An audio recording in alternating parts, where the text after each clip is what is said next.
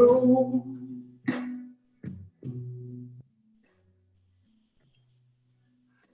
was the only love I know.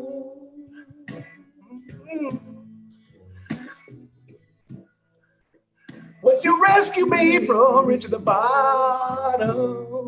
I love that face, man. That's awesome. Brought me back into far gone.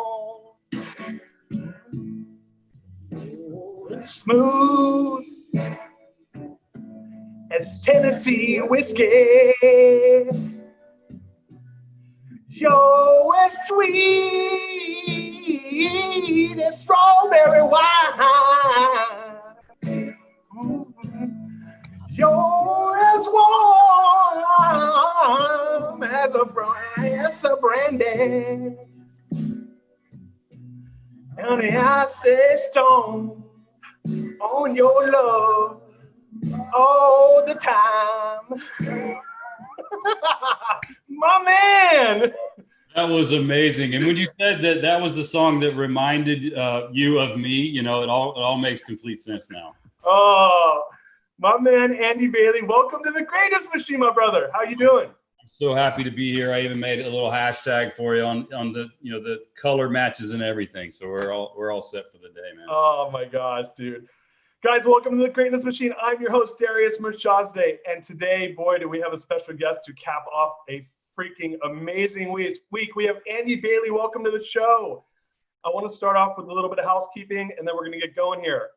So first of all, guys, the format of the show is simple. We're bringing together change makers who are living their passions to create greatness in the world around them. And boy, do we have a change maker with Andy Bailey here today. I'm so pumped. He's a friend of mine. We've been friends now for almost 15 years. And it's just really cool to have him here. A couple things to know about live streaming. We're live. Start a watch party. Ask us questions. I have my team on standby. They'll be shooting questions over to me. And yeah, there's going to be a lot of cool stuff happening here in the next 30 to 35 minutes. So, wow, Andy Bailey on the show. I've been waiting for this. I mean, like, literally, I'm like, I can't wait to have Andy Bailey on the show. And here we are, my friend. Here we are, and we've got you showing up at Petra Academy in a few weeks. So we're looking forward to having you come in and share your knowledge around the core value equation with our team. Oh, man, I'm so pumped to do it. And you guys are doing such great work. And a little bit about you. I just want to give some background. Do you mind if I give my version? Go ahead. I mean, you don't have your Superman shirt on, because if you did, that would be representative of all, just that you are a Superman. But look, you guys, Andy's the man. And we met each other at MIT almost 15 years ago. And he is a serial entrepreneur, CEO, and founder of Petra. And it's a coaching and academy for high growth businesses, author, speaker. And I just wrote this because I couldn't think of any other way. You are a freaking warrior of GSD, which stands for getting shit done. How's that? Yeah, people say intense robot. This is another way to say that. They're like, it's unbelievable how many things you can get done in a short period of time. Well, you know, wrap a system around it, and I think you can do the same. Yeah, dude, you're a maniac. So, dude, what's up? I mean, you are working with some of the most successful, badass companies, high growth companies, probably in the world, arguably. And here we are, 4 months into COVID land, 4.5 months into COVID land. Like, what's going on? What are your sentiments? What are you seeing? What's up, man? Yeah, so for us, March 13th, Friday the 13th, just happened to be that. We didn't realize that until we looked back at the damn calendar. Was that, you know, monumental day of shifting. Traditionally, all of our work is done with teams in the room, you know, jumping on an airplane. I had 187 nights away last year. And I've been home now for, 4 months, working from home and doing other things. But we work with about 120 or so companies around the world at any given moment. So we do have that insight as to what's happening in the marketplace. And I can tell you, and we were chatting a little bit about this prior, those businesses that recognize that they needed to make a shift and do something are the ones that are now 3 or 4 months later beginning to thrive. The ones that are still hanging around waiting for something to happen for them are the ones that are not doing very well. The ones that look in the rearview mirror versus outside the windshield and run really fast. It's a challenge right now. And what do you think when you look at leaders and you look at, their behaviors that got them, obviously when you get this crazy COVID, pandemic, Jack was on the show 2 days ago, Jack Daly, and he said in 71 years of his life, he's never seen anything like this. And Sure. so there's no training for this. This is like, you just woke up one morning, heard about some shit going on in Wuhan, and 60, 90 days later, no one's getting on airplanes, no one's leaving their house, and you got a business that may or may not be getting royally fucked from that, right? So what when you look at the leaders that are thriving, the organizations that you're a part of, that you're working with, that are really stepping up, what is the difference between them and the analysis paralysis people? Yeah. So I'll give you there's a story, right? And the story is about, I told this yesterday, but cows in Buffalo. I don't know if you've heard this, Darius, but out in the plains out west, there's these gigantic fields, right? And you got mountains, they're all surrounded by mountains, and there's cattle or cows, and there's buffalo. And as the storms roll over the top of the mountains, they can see them coming, both the cows and the buffalo. Well, the cows stop and they get really close together and they sit and wait for the storm to pass over the top of them. The buffalo turn, get in formation, and run as hard and as fast into the storm as quickly as possible. They have, like, through evolution, learned that, hey, if I go into the storm as opposed to wait for it to pass, the pain passes me much more rapidly. And I think that has been the mentality of the leaders of businesses that are now thriving and beginning to grow in this new kind of space, is they just woke up and said, hey, man, I don't care. I'm going to pick a spot and I'm going to move towards that spot. Might be the wrong spot, but I'm going to pick it and I'm going to move towards it. I'm going to take action. I'm not just going to sit around and wait for things to happen. So I think action is the key. So, and I agree. It's, picking your, and I guess part of that's execution, part of that strategy. So let's look at what you guys do. You guys are basically a high growth business consulting firm that people come and work with you guys to work on their strategy and their execution models. And, I'm obviously a huge fan of your guys' work, and I've done a lot of that work in my own business in the past. So when you look at businesses that are turning and running into the storm, but their one-page strategic plan doesn't have in there a section on like black swans, but it does have a section on there of what are you gonna do on a consistent basis. So is it that they're looking at their strategy, they're so disciplined that they're like, all right, well, we didn't plan for this, but this is our strategy and this is how our strategy plays into this situation? Or is it that they're just like, all right, 911, hands on deck, let's figure out a new strategy, we'll come back to the one-page plan 2 years from now? So it depends on the industry and depends on the situation. So we work with companies today, Darius, that exact same industry doing the exact same work, but that work is now 4 or 5-fold what it used to be. So 400 or 500% growth in a short period of time. Different set of challenges just the same. And the plan, they weren't planning for that. They were planning for a 40% increase, but they got 10x what they were looking for. And other businesses that are completely, nobody's showing up to purchase anything whatsoever. I work with a pretty large, one of our coaches works with retail distributor for furniture. Now, furniture store, you walk into the furniture, like everybody's gone in there and bought furniture, right? Well, nobody goes in to buy furniture anymore because all the stores are closed. Therefore, they switched to retail online just like this. They had never, ever called one of their previous clients ever to check on them. They took the list of the last 6 years and started calling people, sending them electronic catalogs to purchase from. Their sales are 30% higher this past quarter, than they were quarter last year. Wow. So it's just like waiting for something to come back, I think is a huge mistake. And I think it's a huge mistake because there's opportunity in these challenges that we're all having. You've done new things through the challenge. I've done new things through the challenge. There's opportunity in all of it, but you can't see the opportunity if you sit in the space of defense and you continue to play defense constantly in that mindset of fear. You have to wash that away. And I'll tell you, we're entrepreneurs, a bunch of them.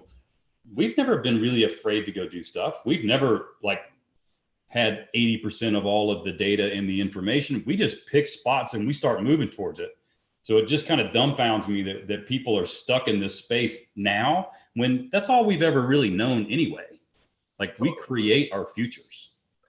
Yeah. And it's funny you're saying that. And I was saying this the other day. I said, look, the show we're on right now was born out of me wanting to do something during COVID, right? And so, but to your point, it's funny, like to a fault that, and entrepreneurs are guilty of this because that's one of the reasons people kind of get into entrepreneurism. It's shoot, aim, fire, right? Or whatever that is, fire, aim, shoot, right? Where you just go and do it and you're like, oh, I'll figure it out later, right? And that pisses off a lot of people that are rules-based, but it kind of is what it is. You need to have that attitude to be willing to put yourself through the brain damage of entrepreneurism.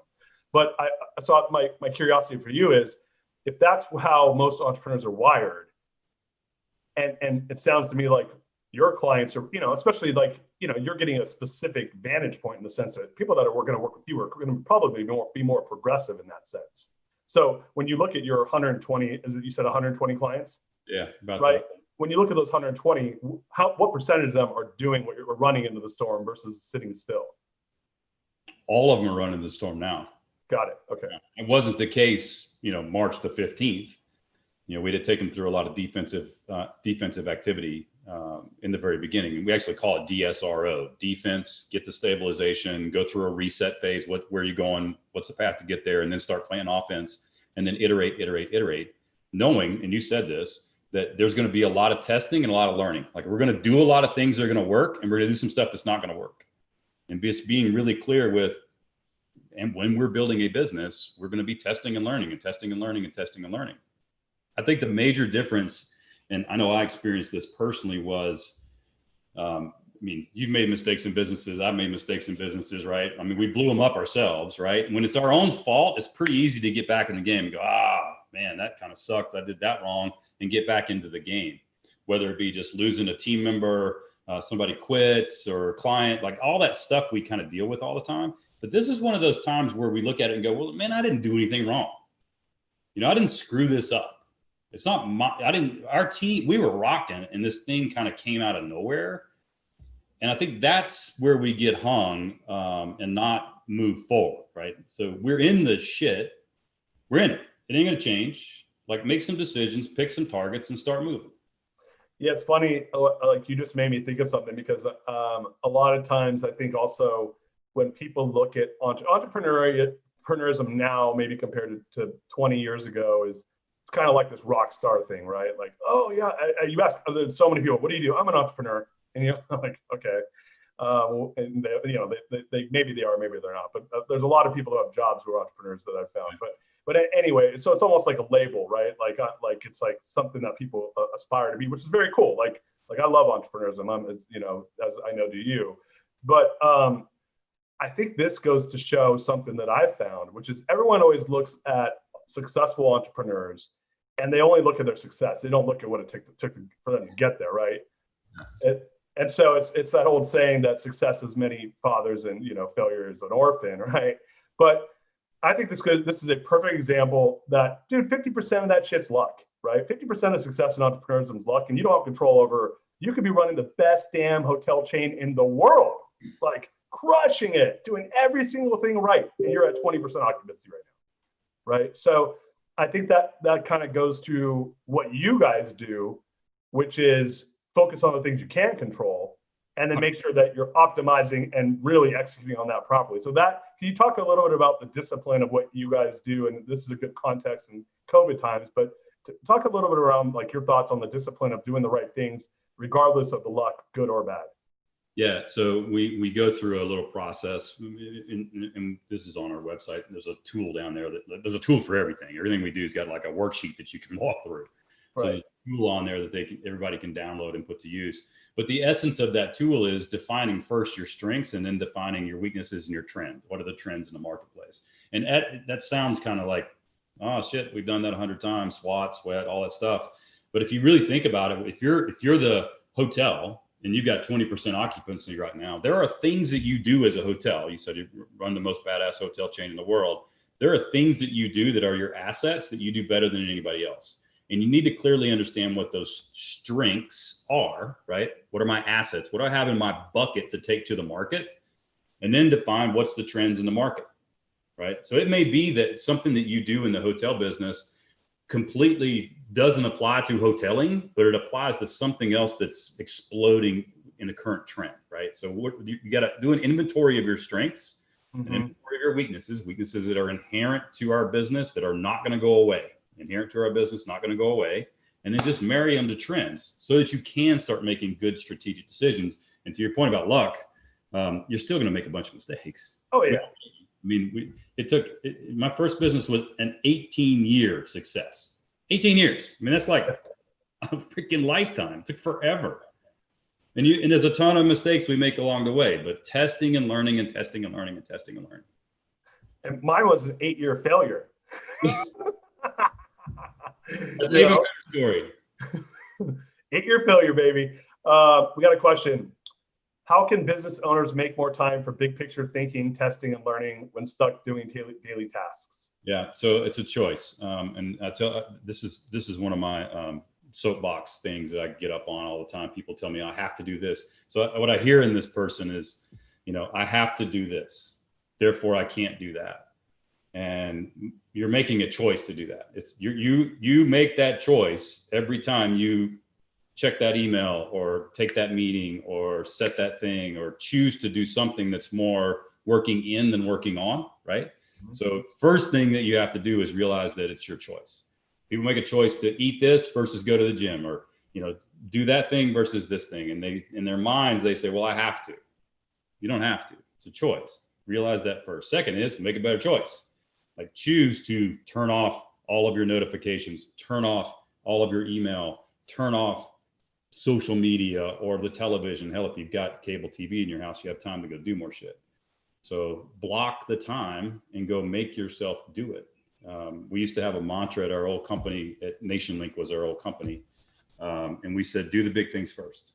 And even today, we'll come into a meeting here and people will be like, let me solve these little things so I can get to the big thing. I'm like, no, switch that. Because I could give a shit less whether we get to this, because this is what we got to go work on. And individually, we need that mentality, especially as a business owner, leader, supervisor in an organization. We need to work on what's going to make the biggest impact first. Email is going to wait. I think so. There's two things I want to go here with this. First of all, what do you think? And this is more of a less of a business question and more of a general question is, how much of this do you think is a victim mindset versus an achiever mindset? Yeah, you can say growth mindset, same kind of thing. Right. Totally. In like you walk around the planet and see it everywhere. It's not just call a customer service department somewhere. This happened to me this morning. I'm a concierge medicine subscriber, so I pay an annual fee and kind of get front of line service with a doc, Right. And the place that I was doing that with this morning canceled it. They said, hey, due to COVID, we're no longer going to be doing this. We're going to honor the, agreements, said all these really nice things. We're going to do this for you, do this for you, do this for you. And at the very bottom, it literally said, if you'd like more information, don't call us, use the app. I'm like, really? Like it's a lot of money, first of all, and you're turning it off. And now you're telling me, don't call me to discuss anything. No, we're not. That's the hiding from the truth or victim mentality or non-growth mindset. You need to be transparent and get out there and get it done. But I do think that there are a lot of, and we all get stuck in it. Hell, I get stuck in it. There's a big poster over here on my wall. You can't see it. It says, don't feel sorry for yourself. Only assholes do that. There's a reason that hangs on my wall, right? It's a reason. I say it to other people, but it hangs on my wall as a reminder for myself, because I'm human too. And I fall into that exact same space a lot, but recognize it and get the hell out of it. Yeah. With awareness comes choice, man. Of course.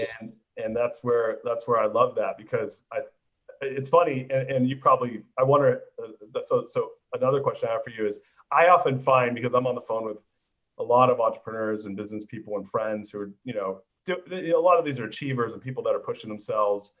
And I find myself giving this great advice. And then I stop in the middle and I go, fuck, I'm like sitting here doing the opposite, or it's like, I'm not even listening to my own advice, So to your point, man, it's like, we're all human. And so my question for you with that is, look, we all are human. We all need somewhere to come back to center to get into that growth mindset. And I don't care if you're a business owner or you're just, a regular person who's not running a business or whatever it is that you're doing. what is your secret? Because I look at you, man, and you are like, we've known each other since '06. And I mean, I'm gonna be honest with you, you look younger, you look like better, you look more like with it than you did 14, 15 years ago, dude. And that's not normal. So that's a growth. I attribute that to you having a growth mindset. So what has happened over these last 14, 15 years where here's your buddy Darius, we're older men now. And I'm like, dude, you look better than you did 15 years ago. What is it? Yeah, thank you. It is exactly what you just, I mean, it's a lot of very consistent, very focused effort, right? So I'm 53 and I just turned 53, 28th. So just a couple of days ago. And when I was 45, I picked up a book called Younger Next Year. Somebody recommended it. I now give that book to everybody. It's called Younger Next Year. It's a story written by an 80-something-year-old man and his doctor. And the entire premise of that book is about how do you stay mobile and active into your 80s, right? So here I was, 45. I was probably 220, 225, 36-inch, waist, and didn't feel really good all the time. Couldn't run out of my own damn shadow, right? And I've read that book, and that book was the book that it gave me enough data. I kind of have to have data. So it gave me enough data points to understand what fitness and exercise and nutrition actually did for your body. Therefore, I could just, when I was doing more of it, I could put it into the data points. So the book was a big turning point. And then I just set myself some goals. I literally started saying, I'm going to be fit by 50, fit by 50. That was my thing. Yeah. And I got after it. The first day I went out, I live on the backside of my house is a 200-acre horse farm. And, I go out here and run in the dirt for a quarter of a mile and damn near throw up. And, set myself goals around, I'm going to do a 10K. I'm going to do a 5. I'm going to do a half marathon. I'm going to do these things. And I just started doing it. But the key, and I'm going to show you this because I pulled it up here. The key, you've seen this from Jack, right? Yeah. So Jack introduced me to this same methodology, right? So coming up with what are your goals for the year, and then systematically approaching what do you do every single day towards those goals, right? So this is July's over with. This was my post this morning. I got to fill out August later today. But the idea of clearly understanding where you want to go, the same thing when you do in business, clearly understanding where you want to go. So I said fit by 50 was my number. And then I pushed it all the way out to 65, and I've got clear objectives for 65. And then working on what does that look like in an annualized basis? What are the things I must achieve in a year? And then breaking it down to every quarter and breaking it down to every month. And for me, breaking it down to every week and breaking it down to every day. And I know if I go do these 9 things every day, I'll get to the place that I want to get to in a year, in 3 years, and 5 years. That is not rocket science. All that is a little bit of discipline and taking a little bit of time away from television or whatever it might be. That's a choice. It's a choice that you make. I spend about 90 minutes a day working on myself only. About 90 minutes a day. So give me an example of those 90 minutes like yesterday. So run, right? So that's a 5-day-a-week thing. So 3 to 5 miles out here on the farm. There's a stretching routine, right? So I'll come back, I'll do a stretching routine. Always going to make myself a healthy breakfast. 2 eggs, salsa. I got a protein thing that I put together and make. So that's going to be in there. I've just built a gym here. I used to do it upstairs, and now I've got a gym here. Sit-ups and push-ups. So just a series of those after the stretching routine is done.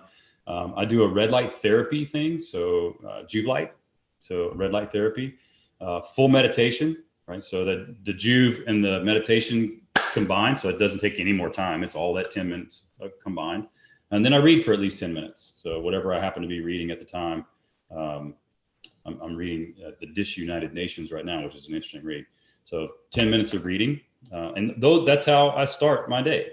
There are days that I miss one of those, but it's categorized on here. And at the end of the month, I go through and say, all right, so did I get that or not get that? How many times did I do it? Where do I need to focus for the next month?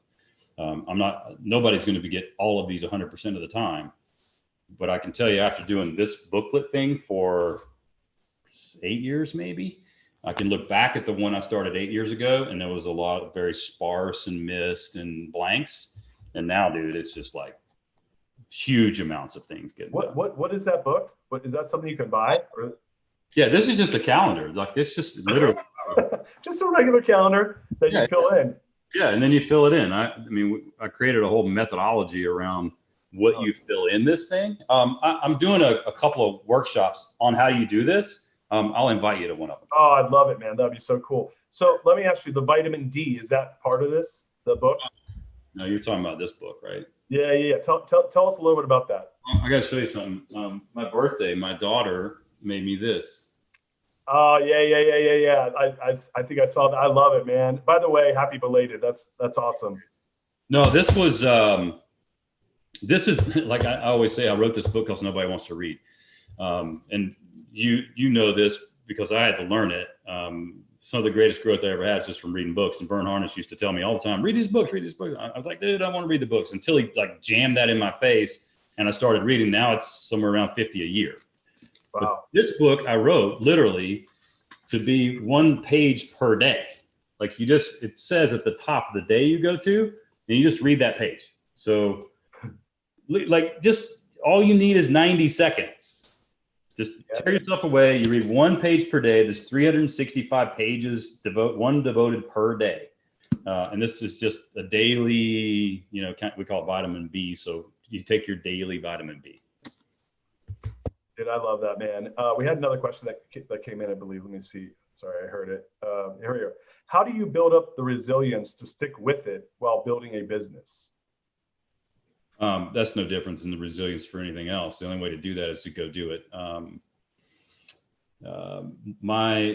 Even to this day, my greatest fear is public speaking. Greatest fear. Really? I know everybody goes, holy shit.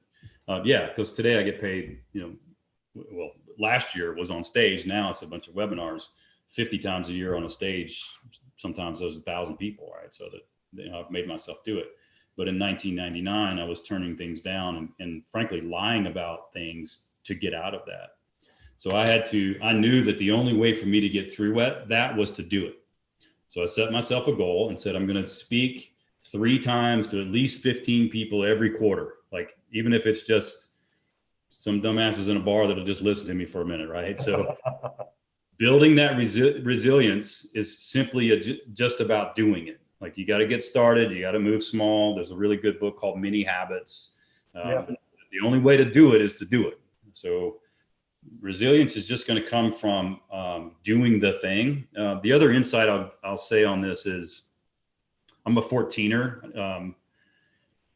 There's mountains that are 14,000 feet plus in the U.S. There's 53 in the state of Colorado. I just got back 2 weeks ago from doing 2 14ers out there. So essentially climb up the side of these mountains, right? And it's a pretty hard thing. The one we did 2 weeks ago was 18 and a half hours. So we left at 3 a.m. in the morning and we returned at 8:30 p.m. in the afternoon.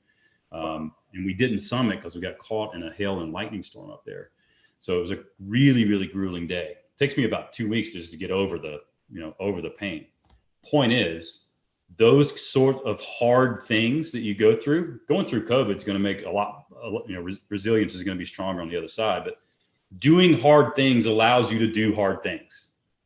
So push yourself into places that you go, man, I just want to quit. And in your mind go, I'm really only at 40%, keep going. Because your body and your brain is made to keep you comfortable, doesn't like pain, doesn't like uncomfortability. Push yourself through that and you'll begin to build that resilience. Same thing is true in business. Oh, I don't want to do this thing today. Whatever that is you don't want to do, go do that. You'll build resilience to doing it more often. Yeah, that's killer advice. It's funny. I don't know if you knew this. I was wrestling college and high school. And I went to this wrestling camp in high school in Minnesota, at University of Minnesota, ran by this guy named Jay Robinson. So Jay Robinson was Olympian. He was the head coach of Minnesota. They won the NCAA championship a couple times. He was an Army Ranger. And so he built this wrestling camp. It was a 28-day wrestling camp. And which is a month, more or less. And if you made it through the camp, they'd give you a shirt that was black and gold, and it said, I did it, across the chest. And there was 2 camps. There was a 14-day and a 28-day. If you did the 28-day, it would say 28 days on the sleeve. So we go to these wrestling tournaments throughout the season. You see guys wearing J-Rob shirts, and it's like, I don't fucking have to wrestle that guy. Yeah. right? And so I remember going and seeing it, the shirts, and I'm like, oh, I want to go do that, which means I'm, kind of shows you my personality. Now, I was like, I didn't. What's funny is, and this is probably a nice analogy for entrepreneurism, as I always say, everyone wants to be an entrepreneur until it's time to be an entrepreneur, right? So I wanted that shirt, but I didn't know what it was going to take to get it. So we sit down in the bleachers the first day we get there, and he comes out. He's probably in his 40s, but both his knees were blown, and he's on crutches, and he's getting his knees replaced. And he's like, "Hey, look around at all you guys. Look to your left, look to your right."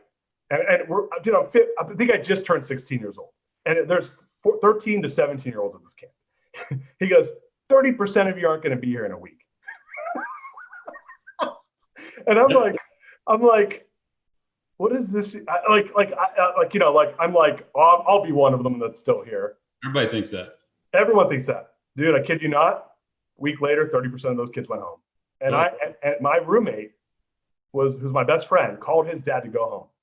And I called my mom and said, Mom, I don't think I could do this. I mean, dude, it was fucking hell. It was like 9-10 hours a day of them trying to get us to quit. And they didn't give a shit. They were literally torturing us. And I mean, I go on for an hour about what happened, but my mom says this to me, and this is probably not politically correct, but Mom, you said it, so I'm just going to say it on the air. My mom, now mind you, I'm going to tell you one other thing. In order to go, this is 1994. I had to save $2,000 up to go to this. And I was 16 years old in 1994, having to save up $2,000. My parents were like, look, we'll give you $1,000, but you got to earn $1,000. So I had to work at McDonald's for 5 fucking months for $4.25 an hour on the grill, busting my ass. It was the worst job I've ever had. I've had a lot of bad jobs. That was the worst fucking job. So I just worked my ass off to save up the money. My buddy's dad just footed the whole bill for him, as did all the other kids on my team. So I'm the only one that was busting my ass to save up the money to go to this thing. I get there and everyone wants to quit. And my roommate's like, who's my best friend's like, I'm out. And I'm like, so I call my mom up and I'm like, Mom, I don't think I could do this. She says, Darius, don't be a pussy. And then she goes, if you come home, you're paying for the whole fucking camp. And I looked at my best friend and I begged him to fucking stay. Because I was like, there's no fucking way I could do 25 more days of this by myself. And I know I could have. But anyway, long story short, he stayed and we made it through. We got our shirts. And dude, it was fucking gnarly. And I agree with you. Like, I was probably the worst guy there, by the way. I was not a very good wrestler at that point. I was heavy and I was not very strong. And so anyway, long story short, everyone's like, I thought I was going to become a better wrestler when I went, and that's not what happened. I just knew that I could handle way harder shit, right? That was it. I was like, what's the one thing you learned from that camp? I'm like, that I could be tortured and deal with it. And it just made me way tougher. Like, that was it. I actually was not a better wrestler when I came back, but I was way fucking tougher. Where's that shirt? It kills me. I lost it. Listen, if there's one thing I've lost in my life that if God said, hey, you can have this one thing you lost back, it's the first thing I'd ask for. I lost it when I was in college. I thought you were going to open up your drawer there in your desk and pull it out. They won't give you another one either. I called them up and I'm like, can I buy it? I'll pay it. Like, give me, they're like, no, man, you get one. They don't give a fuck, dude.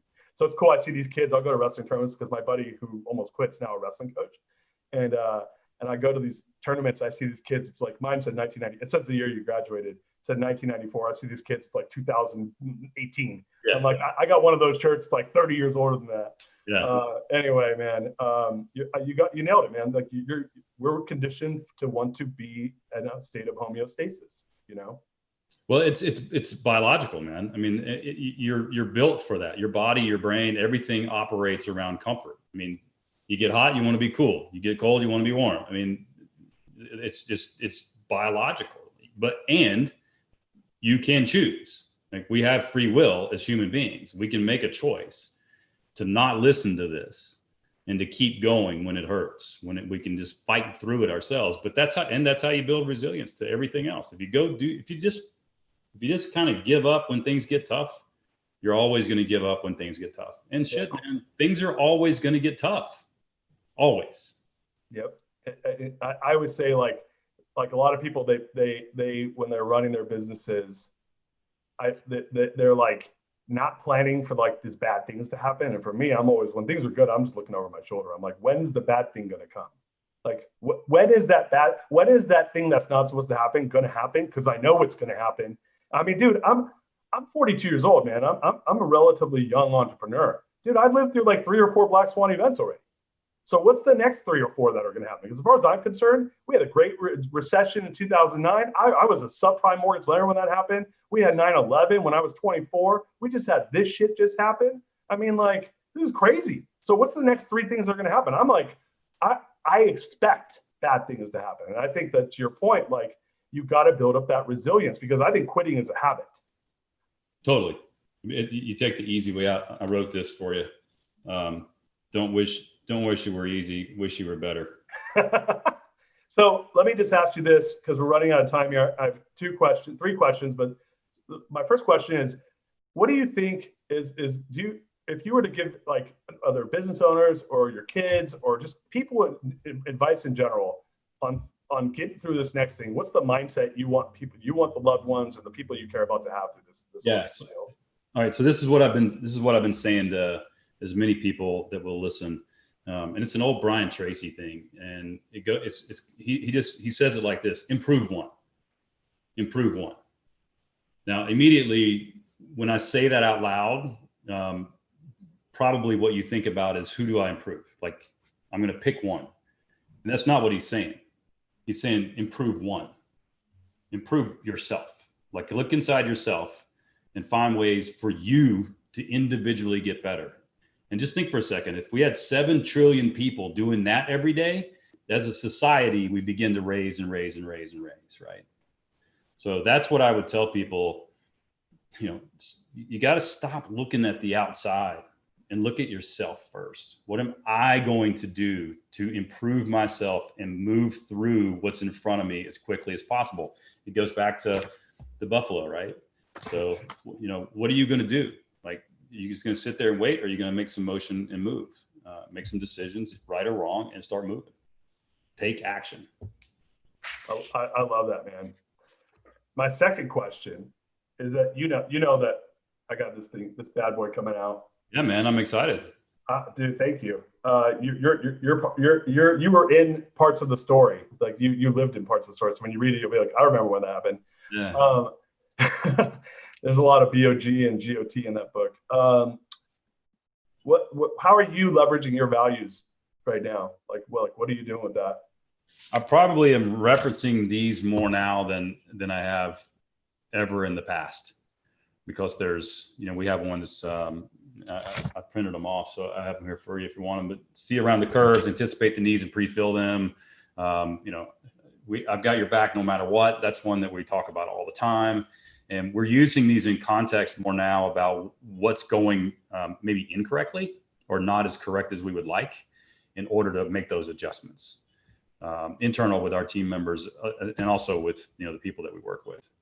So what are you seeing is the result of that behavior? Well, it's a lens to which you look through really quickly and you understand the conversation, right?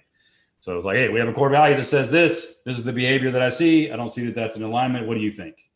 Well, shit, you're right. It's not that you did this, that's incorrect. Let's get it back on the track. It's, hey, man, this is what we behave like. This is what we believe as an organization.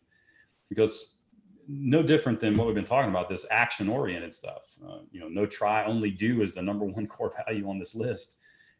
And people are not doing, right? So we have to go back to that and say, what are we doing? What are we solving? What are we moving towards?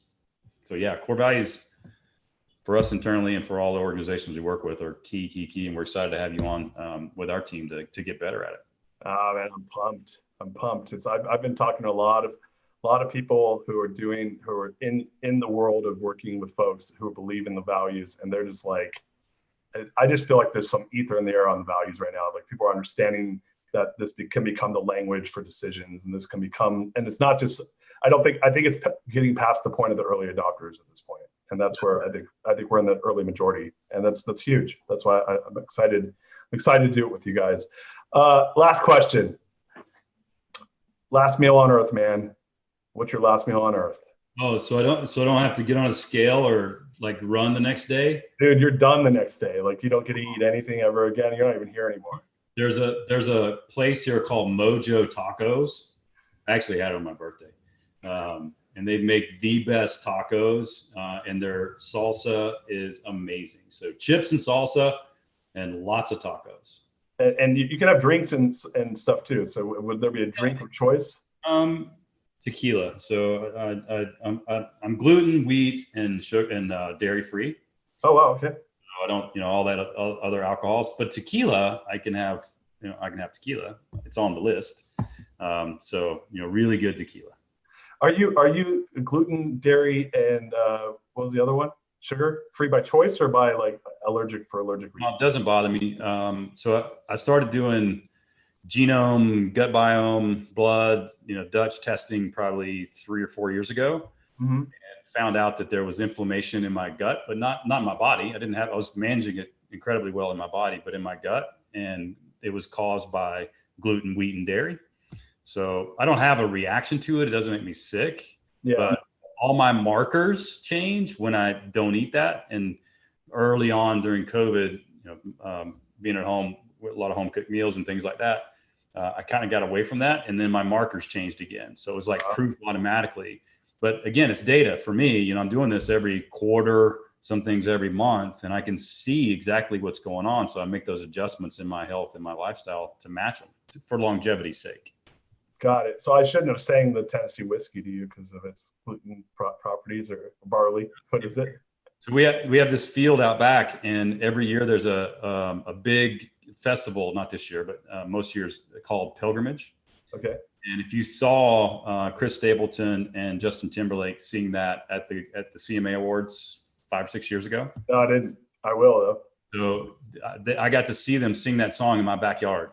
Oh my gosh. Timberlake is an investor in the actual festival itself.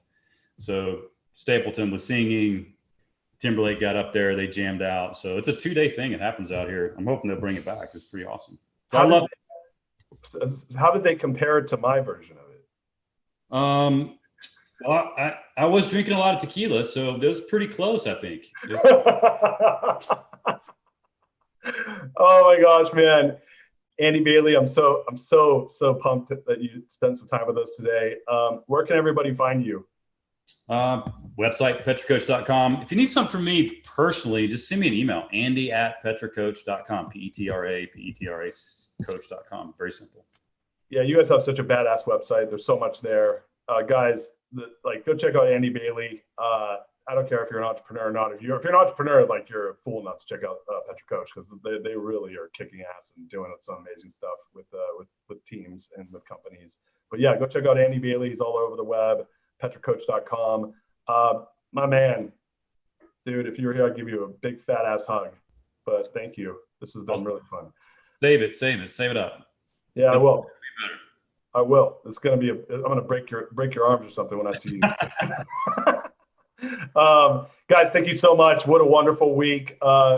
Hey, go on our Facebook page @The Real Darius M. Like us, add comments, ask questions, or go to my website, www.therealdarius.com, where you can get updates. You can sign up for all the social stuff.